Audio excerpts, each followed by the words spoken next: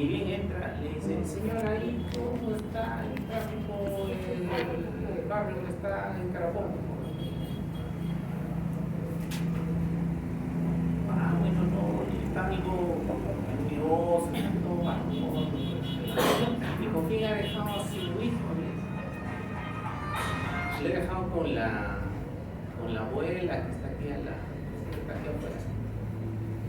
Y cuando sale, le preguntan, ¿y usted cómo sabe que ella viene del barrio porque está ahí en la Y le dice, en sus botas ella trae barro de un color que solo existe del otro lado del río.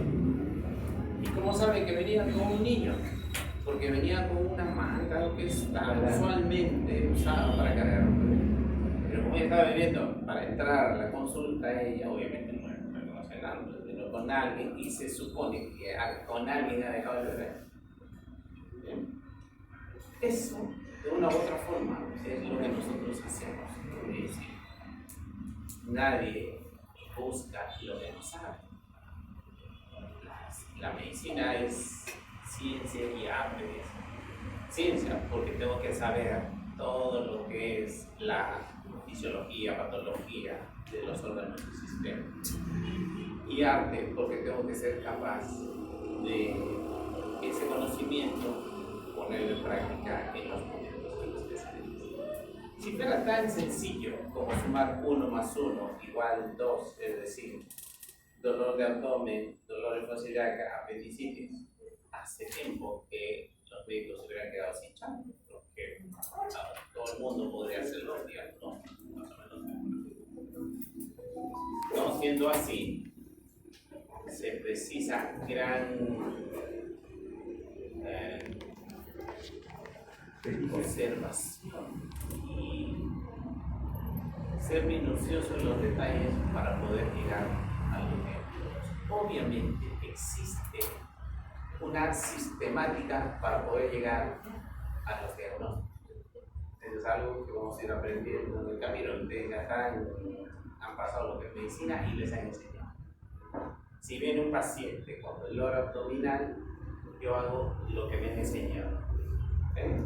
Desde que está, qué tipo de dolor es, dónde comenzó, hacia dónde se ha ido, cómo está la intensidad desde que comenzó o no, qué lo provocó, con qué local, cuántas veces ha tenido esto con anterioridad. Solo sobre un síntoma yo tengo que buscarle lo más que se puede. Y luego busco la sintomatología adecuada. Se asocia a náuseas, a vómitos. ¿Qué fue primero? Náuseas, los vómitos. Hay diarreas, molestias para orinar. Toda esa información yo la voy a sistematizar. Voy escribiendo en mi libro diarrea o dolor abdominal, náuseas, vómitos. Sobre esa información inicial, yo hago mi examen después. Así como queda desde el cabello hasta los pies. Y hago mi listado. Igual, validez o no, impericia o no, taquicardia, ruidos respiratorios alterados o no, presencia de sol, en abdomen dolor en las zonas que haya dolor, el resto no. Todo lo que yo voy a examinar. La sistemática me dice que yo tengo que tomar en consideración lo que encontré en el examen, más lo que me ha traído el paciente, y con esos dos componentes yo hago mis síntomas.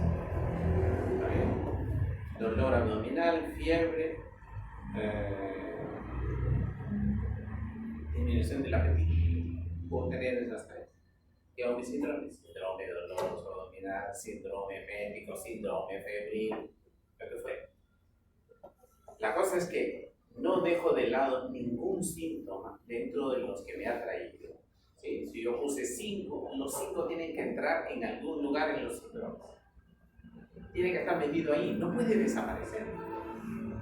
¿Sí? Entonces yo junto lo que me trajo más lo que encontré y pongo mis síntomas. Me dice que le duele el abdomen, le toco y le duele. Ahora, Igual, si yo pongo síndrome doloroso, voy a tener una lista de 20 a 50 diagnósticos. ¿Sí? No puedo poner los 50. Dependiendo del lugar donde haya el dolor, yo digo, este dolor está en hipocondrio derecho. Solo voy a considerar los cuadros de abdomen agudo que estén en hipocondrio derecho. No tengo por qué poner los que están en ciliac izquierda, en hipogástrico. Son otra patología. Son los que yo sé que existen en el lugar donde encontré el dolor. ¿Sí? Y con eso hago mis diagnósticos diferenciales. Colecistitis aguda, absceso hepático, diverticulitis en colon testelado, cualquiera de ellos, ¿está bien? Yo hago mis diagnósticos presuntivos. Y recuerden que los diagnósticos tampoco no aparecen de la nada, tienen que estar naciendo en los síndromes. Si yo en ningún momento puse que estaba histérico, por ejemplo, no puedo poner dentro de mi síndrome histérico. ¿De dónde no aparece? Primero, en los listados no desaparezco nada. Aquí tiene que estar en algún lugar, en alguno de los síndromes. Los síndromes no aparecen de la nada, tienen que ser de acuerdo a lo que yo encontré en mi búsqueda, bien sea en las preguntas como el examen que hice. Y con eso hago mis diagnósticos diferenciales, teniendo cuidado. Yo puedo poner la cantidad de diagnósticos diferenciales que se me antojen. ¿Sí? Imagínense que pongo 10 diagnósticos diferenciales. Yo estoy obligado a descartar los 10 diagnósticos. Entonces, hago mi tabla: diagnóstico, exámenes de laboratorio, exámenes de imágenes, pancreatitis, laboratorio, amilasa, lipasa, exámenes, tomografía, apendicitis, hemograma, PCR, ecografía, aunque ahora el estándar es tomografía, ecografía. Para los 10, no puedo desaparecer un diagnóstico presuntivo, no se puede hacer eso. ¿Sí? Lo que implica que más diagnósticos ponen, más me demoro en completar los exámenes, más gasto hago a la institución o al paciente, más me demoro. Puede ser una apendicitis y yo le estoy poniendo diverticulitis y esperando que le hagan la endoscopía, el paciente se complica. Entonces, este proceso, que debe ser, mientras voy aprendiendo, tiene que ser hecho con papel. O sea que voy haciendo este síntoma y hasta aquí, este no lo puedo desaparecer, le tengo que dar un síndrome y hasta acá. Y voy haciendo todo. Y tampoco no le pido nada sin mirar. ¿Sí? Porque viene y me duele la rodilla, tomografía. Ni siquiera lo he examinado para ver si hay problema inflamatorio o no. Tal vez hay una herida, le estoy pidiendo una tomografía para algo que no necesita. ¿Sí? Uno va haciendo las secuencias. Los exámenes van después de haber hecho mi diagnóstico síndrome, mi diagnóstico presuntivo. Ahí recién vienen mis exámenes. Nunca sin mirar, nunca sin tocar un paciente. Nunca un tratamiento sin haber hecho mis diagnósticos probables. ¿Sí? Eso de darle tratamiento sintomático es pues, para los que tienen su negocio en farmacia. Pues. ¿Sabe qué, señora? Vengo por dolor abdominal. Este pastilla te calma el dolor abdominal. ¿Sabe, señor? Vengo por fiebre. Esto te calma la fiebre. Para eso no necesitamos estudiar todo el tiempo que estamos estudiando. ¿Sí? Vamos a tratar de llegar a los diagnósticos de una manera rápida en las emergencias, lo más cercano posible. ¿Sí? Así que si ven a alguien dando una receta sin examinar, pidiendo un examen sin examinar, no hagan ustedes lo mismo, ustedes hacen lo que tienen que hacer. ¿Bien? Es una manera sistemática de aprender. Ahora, veamos una manera general lo que puede ser el desarrollo de medicina, una manera sencilla, por favor. Desarrollo de medicina. Nos ha pedido que hagamos una historia general. de cirugía que está enmarcada dentro de lo que es la historia de la medicina.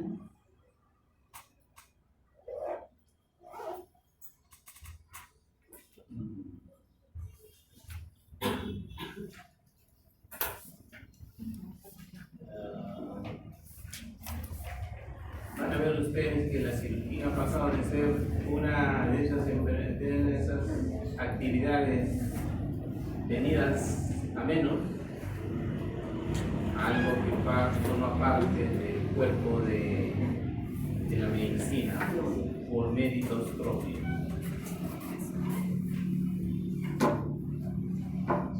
A ver.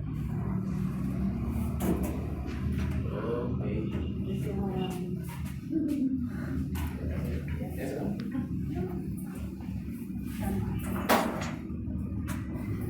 Muy bien. Los cromañones habrán tenido médico. ¿Sí? No somos sapiens sapiens. No. Los neandertales. Como tal, a la gente que se dedica a curar heridas probablemente se haya habido. De una manera recontra empírica. Pero sí, un estudio sistemático de enfermedades, diagnósticos y tratamiento no es de mucho tiempo atrás, no es tampoco que sea muy actual. Todas las sociedades más o menos desarrolladas tenían formas más o menos sistematizadas de atender enfermedades, porque las enfermedades han habido todo el tiempo. Y en cuanto a cirugía, lesiones han habido todo el tiempo, bien sea por accidentes. ¿Verdad? Están curando, se trepa un garro, se cae, se lesiona. Van a hacer una cacería, el mamut no va a decir, llévate un pedazo, ¿no? Y los pueden lesionar. Las guerras. ¿Sí? Las guerras son una causa de lesión. Algunas más sangrientas, digamos. En China, por ejemplo. ¿Sí? No, lo que pasa es que me tengo que retirar, tengo que trabajar. En China, por ejemplo, que saben que estaba en la clase baja, no podía acceder. Hasta que un emperador dijo que hay una forma de escalar en la escala social. Más muertos produzcan en el campo de batalla, más posibilidades de ascender. Así que la gente se aseguraba de demostrarle que había matado más gente de capitárselo a los caídos. Así que en sus cabezas no se le mató a nadie. Ahí no había heridos. En cada confrontación morían cerca de 300 y 400 personas, porque lo que más hay son chinos, o sea, y desde 100. Pero no siempre ha sido tan sangrienta la cosa, siempre han habido lesiones. Entonces, el inicio de la parte quirúrgica pues tiene, digamos, no documentado desde años antiguos. Siempre han habido accidentes, fracturas, enfermedades, lesiones. Cuando uno puede decir que de una manera sistemática existe el área quirúrgica dentro del área médica, no es de mucho tiempo atrás, en realidad es desde el siglo XIX. Antes de eso no se hacían procedimientos, sí se hacían, pero había una serie de problemas que evitaban que eso se pueda realizar de una manera sistemática. La anestesia. ¿Cuáles creen que eran? La anestesia. Esa es una de Y la antisepsia.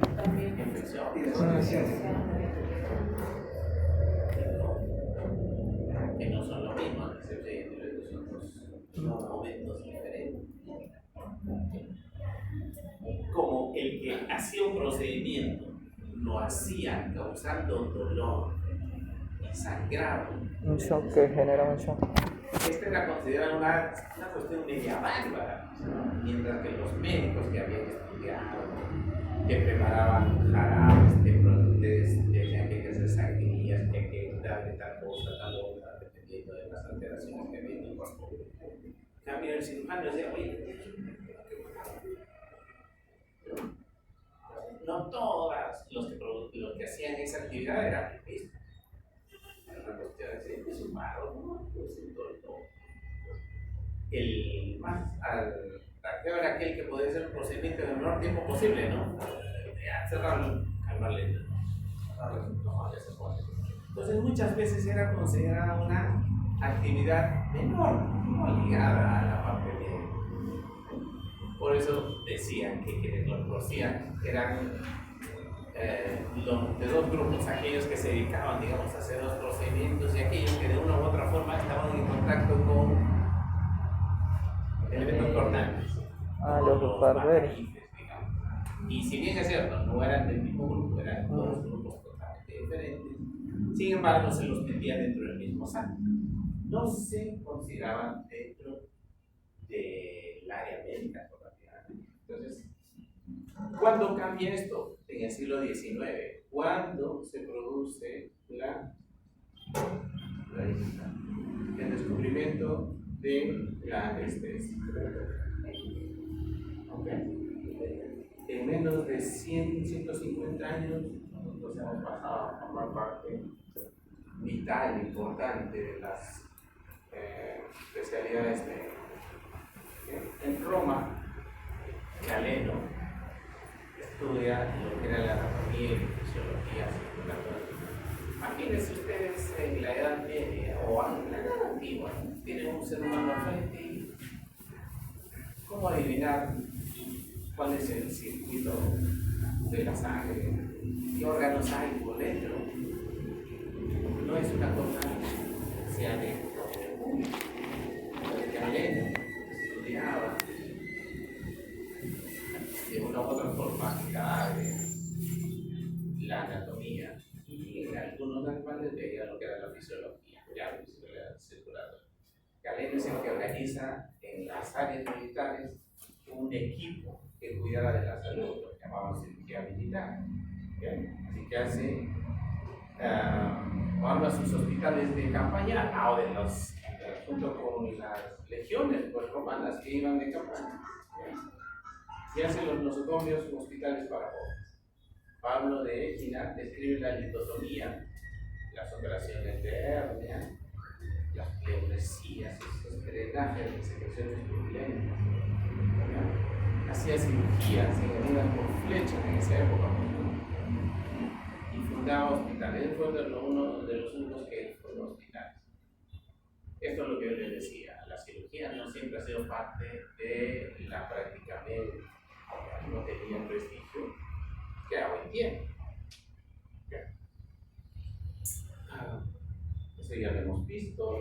Se consideraba la cirugía una actividad menor, al cirujano más que nada un artesano, como quien hace un orfebre, que hace un mueble, una talla, de ese tipo, ¿no? Porque trabajaba todo con las manos, asumían que su labor era estrictamente manual, que no había ningún conocimiento asociado a esa actividad. Por eso lo consideraba una actividad menor. En la sociedad romana existían dos tipos de gente que trataba los médicos quirúrgicos, así como se pronuncia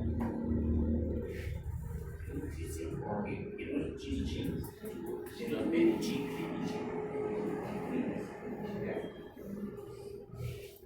En la Edad Media se consolida esta distancia entre ambas artes. Se consideraba que la cirugía no formaba parte, pues, de un conocimiento reglado que uno podía obtener en libros, en escuelas de medicina o en las universidades que estaban iniciando sus actividades. Si uno va al Perú, lo que puede encontrar respecto de cirugía son los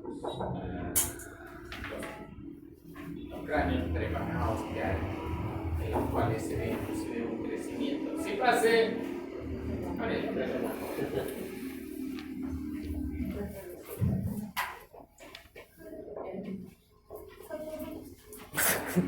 Los hospitales, tal cual en el Perú, datan pues de eliminato. En sus inicios, obviamente pacientes había, médicos había, el cirujano acompañaba en la visita al grupo que pasaba pues, por los servicios. El médico diagnosticaba, proponía tratamientos.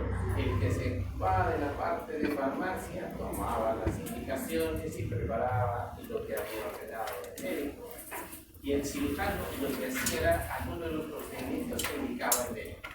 ¿Ya? Entonces él decía, oye, vamos a hacer una sangría. Entonces el médico, después de que se iba, el cirujano y hacía la sangría, cortaba las venas en los lugares que eran más accesibles y procedía a hacer aquello que el médico había ordenado. Entonces había un séquito de personas, lo que llamaban pues, una visita, ¿no? Una visita médica que ahora también hacemos, pero que es mucho más simple, porque muchas veces solo pasa el interno el médico y nadie más. En cambio, antes pasaba la enfermera, pasaba el nutricionista, el farmacéutico, que todos recibían las indicaciones.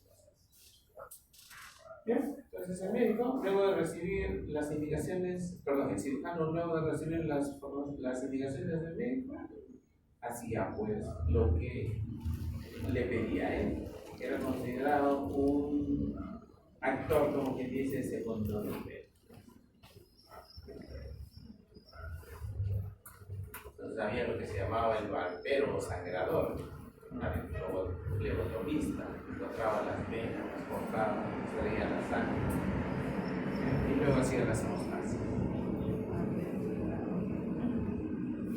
Esto poco a poco va cambiando a medida que uno va haciendo sistemáticamente conocimiento en diferentes áreas. Una que es fundamental, que es la anatomía. No es que los cirujanos no sepan anatomía, no es que los médicos de otras áreas no lo sepan, pero por la labor que realizan, los cirujanos, como quien dice, están más pegados a este conocimiento, al menos en teoría.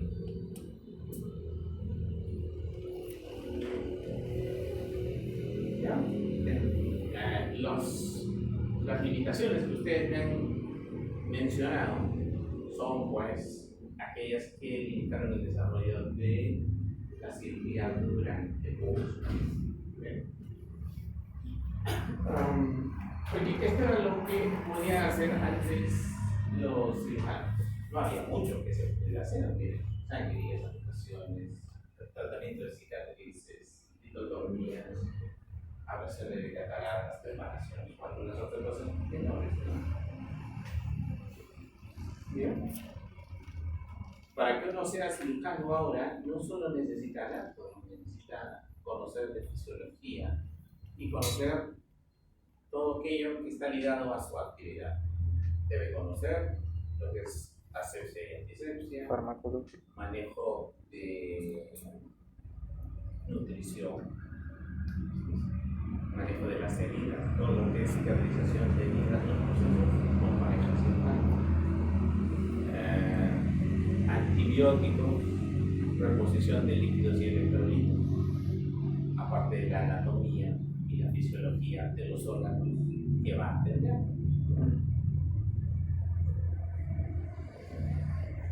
Muy bien.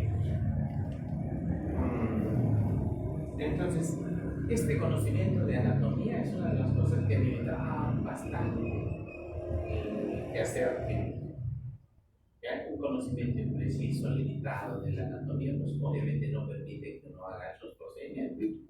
¿Sí? Si es que uno sabe que hay estructuras vitales en ciertos lugares, obviamente cuando hace los procedimientos los va a evitar dañarlos. Si uno no lo sabe, no va a poder evitarlos y puede producir daño irreparable. Galeno, es el heredero de Hipócrates, en la civilización occidental, ¿ya? Y en la romana fue como digo, Galeno. Este médico es reconocido por su importancia en la historia de medicina. Bien. Mucha de la información en medicina que se conocía antiguamente estaba basada en sus saberes. Y obviamente, cuando él decía algo errado, ya este conocimiento se repetía erradamente durante tiempo. Sí. Mayor impresión. ¿Quién es el que cambia todo? Vesalio. Pero escucha, casi 1500 años después. Sí. ¿Ya? Vesalio es considerado el padre de la anatomía. Moderno. Tiene libros escritos acerca de la anatomía, deshacía ya disecciones, una cosa que no era aprobada antiguamente. La iglesia jamás hubiera permitido que alguno de ustedes vaya y que se compone. Imposible. Tuvieron que pasar años entonces para que se pudiera llegar a ser anatomía. Teocentrismo, moral cristiana, eran todo un problema resuelto. Su libro todavía lo pueden encontrar en internet, ¿no? Está accesible. Humani Corporis Fabrica, es un libro, lo pueden revisar. Tiene dibujos de él, obviamente. Una vez que había ya algo más de conocimiento, una cosa más sistemática, se empezó a ver ciertos tipos de sencillos entre la gente que empezaba o hacía los procedimientos. Así que este conflicto que había entre aquellas personas que hacían los procedimientos se solucionó mediante una unificación paulatina de los gremios que hacían este tipo de procedimientos, a partir del siglo XVIII. Entonces, una vez que yo ya paso por alto todas las limitaciones anatómicas, lo que sigue siendo limitación, por lo que hemos visto, dolor, ¿cierto? Hasta la llegada de la anestesia. Muy bien. Dolor no solo para el paciente, dolor para la familia, dolor para el que hace el procedimiento, ¿no? Porque puede producirse cuadros tan severos de dolor que pudiera haber shock y en algunos casos eventos más mortales. ¿Ok? Ustedes se los he dicho. Muy bien, había ya cierto tipo de conocimiento que había algunos cierto tipo de anestesia que se puede utilizar. Había conocimientos acerca de la utilización de sustancias, como por ejemplo en Perú, algo asociado con chachana coca, o el uso de las lágrimas de la amapola, en Eurasia. En Europa, en algunos de estos circos ambulantes, había la utilización de un gas que era utilizado en el circo. ¿Qué? Gas de la risa. Para provocar Causa risa. Ajá. Iban con su baloncito y se los iban colocando a la gente. El gas de la risa ya era le conocido, ponía gas y pues, generaba risa. ya como anestesia. Tenía ya casi como 50 años de uso, así de una manera, digamos, artesana. Tomás Morton es considerado el descubridor de la anestesia. Con el dietileto. Él es el que usa este gas en 1846, o el dietileto, para liberar de dolor a los pacientes durante la institución del tumor. Pero esto es un proceso mucho más largo. Wells es el dentista que probó consigo mismo el denominado gas de la risa, que no ha sido nitroso. Él lo había conocido de un circo itinerante, ya con fines comerciales. En Europa fue listo el cirujano que escucha estas noticias y empieza a utilizar la narcosis en Europa. para proceder a hacer cierto tipo de procedimientos. Ya después se introduce el éter como narcótico quirúrgico que fue utilizado durante bastante tiempo. No es el único medicamento que se llegó a utilizar por ciertas dificultades que había. Se empezaron a descubrir otro tipo de anestésicos inhalatorios, entre los que destacan pues, los derivados florados del etilenter, que son los que se utilizan actualmente, ¿no? Isoflurano, sevoflurano, desflurano, y otro tipo de anestésicos ahora que son mucho más seguros y producen menos alteraciones. Había antes un producto floral que ya no se utiliza, que producía insuficiencia hepática, así que por ahí hay algunos anestesiólogos que se vieron afectados por esto.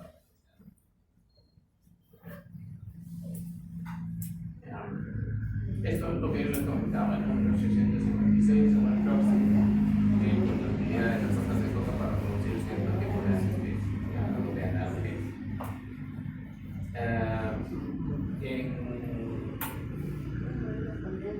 Se dice que Sigmund Freud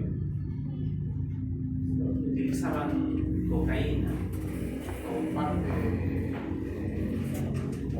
trabajo y lo utilizaba como anestesia local. En 1944 aparece la lidocaína, que es el anestésico local. Nosotros, por ejemplo, sabemos que la lidocaína lo utilizamos como anestésico local, ¿cierto? Silocaína, lidocaína, que es lo mismo. ¿Cuántos de nosotros sabemos cómo funciona la lidocaína?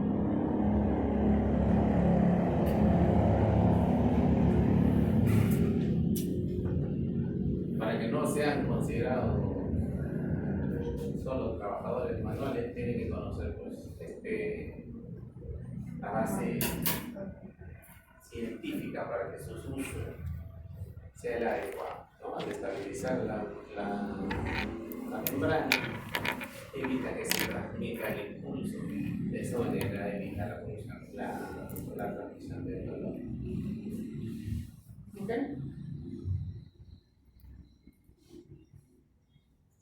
Muy bien. Otro de los problemas con los que había que luchar era yo podía hacer mi procedimiento rápido porque estaba apurado, porque si no mi paciente sufría. Me descubren qué medicamentos que calman el dolor y yo puedo, ahora sí, hacer cirugías más largas, más complejas.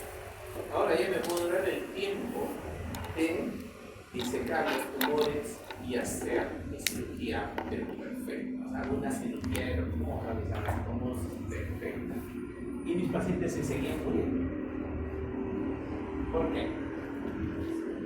A causa de las infecciones.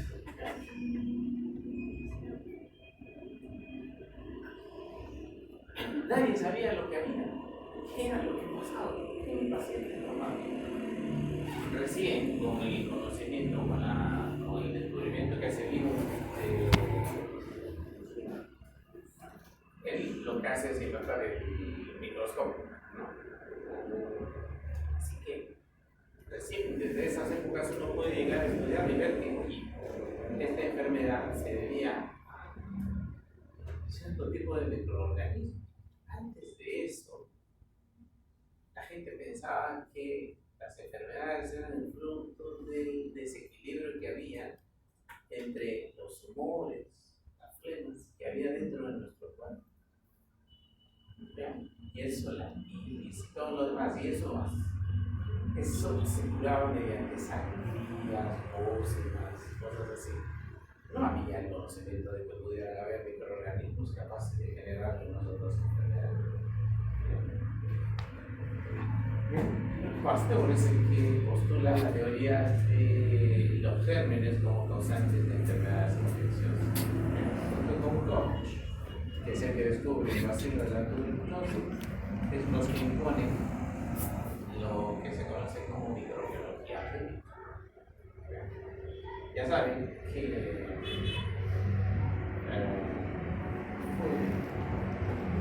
en uno de sus laboratorios que un trabajador descuidado, él hacía sus cultivos de los que conocíamos, traía sus agares y ahí los cultivaba y los miraba. Y uno de sus trabajadores, que tenía que limpiar todas sus placas de Petri, se fue sin hacer su chavo. Y cuando regresa, al menos es lo que dice la historia, ¿no? Ve que una de sus placas que estaba ahí para ser lavada tenía un halo en el centro del cual no había proliferado. Increíblemente había un espacio donde debían haber gérmenes, no lo sé. Y luego, viendo qué era lo que había pasado, logra cultivar al hongo, al pericilio. Desde ese momento se supone que entró un boom en cuanto al tratamiento de la infección. De inicio,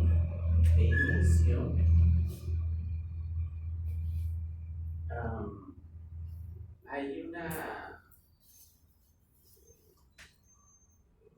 interacción entre esta sustancia y los gérmenes. Ustedes saben que si no hubiera resistencia, ¿qué es lo que podría tratar la penicilina? ¿Qué gérmenes puede atacar la penicilina? ¿Gran positivos? ¿Gran negativos? Sí, todo. Es un antibiótico de amplio espectro. Lo que pasa es que ahora pues hay una resistencia grande y por eso hay otro tipo de sustancias. Muy bien, Lister es un cirujano famoso con alta tasa de mortalidad de las cirugías que lo preocupaban. Y él empezó a investigar métodos de reducir esta.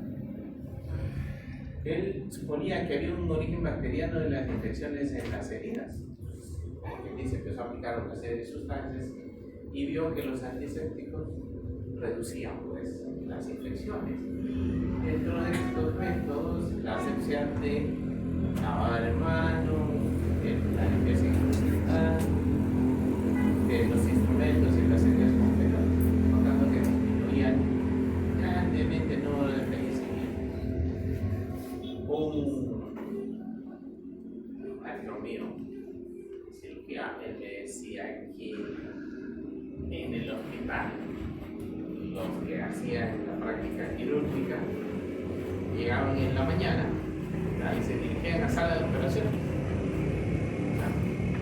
Estaba el portón grande, entraban, saludaban a todos, colgaban su ropa, se ponían y iban a ver. Y se iban a hacer la cirugía. Así con su ropa de la calle. No se ponían algo más, una bata. Para no mancharse más que para otra cosa. ¿No? Y empezaron a hacer la cirugía, ¿sabes? Tal cual lo que tenían.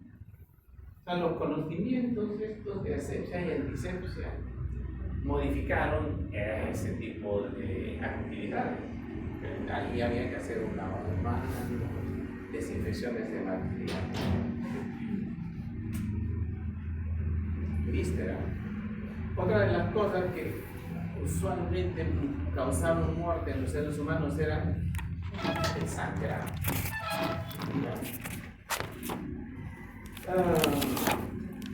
El conocimiento de ligadura de vasos viene de años. Barré era un cirujano barbero francés en el siglo XVI. Su coetáneo con Besalio, el padre de la anatomía. Él, como era cirujano, estaba asignado a uno de los campos de los ejércitos en las batallas que había. En las guerras, pues lo usual lo que estaban en los cines, ¿no? ¿Les han visto? ¿Cuál es la última peli que viste? No tiene muchos años. Tiene una herida, y qué es lo que hace el actor para que deje de sangrar o para curar la herida, que hace ese mismo rato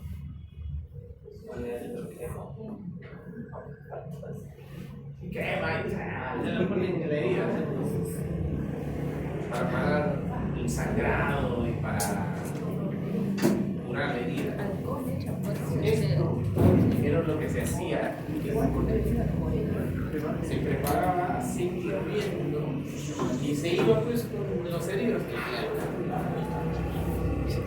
Pero había tantos heridos en uno de sus camas que se le acabó el aceite. Y ya no tenía con qué quemar el aceite. Así que lo que quedó era seguir lavando y cubriendo lo que había. Y se dio cuenta que aquellos a los cuales no quemaban iban mejor.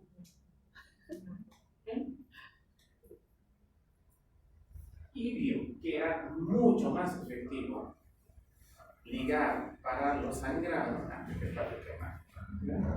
Entonces fue como que inventando un modo de reducir las hemorragias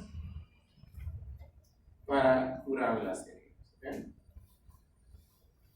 Entonces, la idea que tenía Paredes de hacer la ligadura de los vasos no era una cosa que se hacía, ¿no? Era una cosa nueva, heridas de guerra, de una revolución de nuevo. Y pues, ante la evidencia, obviamente la gente poco a poco fue adoptando su método.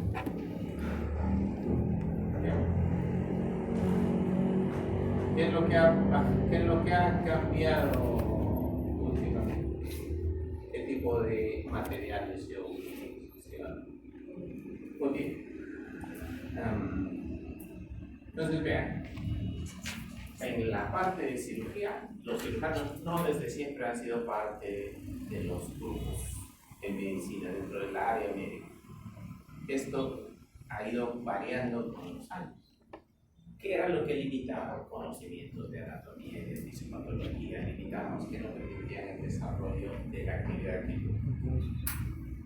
Las limitaciones que había, las reglas de la iglesia, morales, de las costumbres, impedían hacer cierto tipo de disecciones, conocimientos, no se podía hacer. ¿Qué más? Dolor. El que haga un procedimiento, obviamente, me permite, sin dolor, me permite alargar la cirugía. Pero entenderán ustedes que a mi cuerpo le da lo mismo que sea el cirujano el que me hace un corte en el abdomen sin que me duela, a que venga un choro y me haga el mismo corte.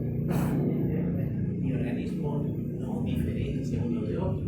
Lo único que sabe es que lo han herido y que tiene que hacer todo el proceso inflamatorio para quitar ese herido. Por lo tanto, se despierta dolor, hay procesos inflamatorios que pueden condicionar la afección. El yo controlar dolor es uno de esos hitos que cambian mi actividad como cirujano. El descubrimiento que hay procedimientos mediante los cuales yo reduzco cargas bacterianas y reduzco la posibilidad de infección y muerte es importante. El conocimiento o el desarrollo de antibióticos que combaten estas infecciones. Porque yo no he tenido nada que ver cuando hay una peritonitis. No es que haya algo mal. Ya me encontré con una peritonitis, lo que hago es limpiar la mano. Y sin embargo, mi paciente se puede morir si es que no había los antibióticos. También son todas esas cosas que han cambiado la actividad clínica.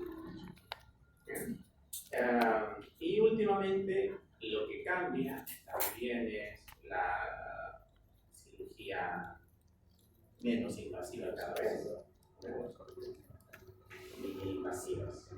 La laparoscopía es todo un cambio revolucionario en lo que es. Hay pocos procedimientos que no se pueden hacer por la laparoscopía. Todavía hay poquísimos. La cesárea es la más asesina.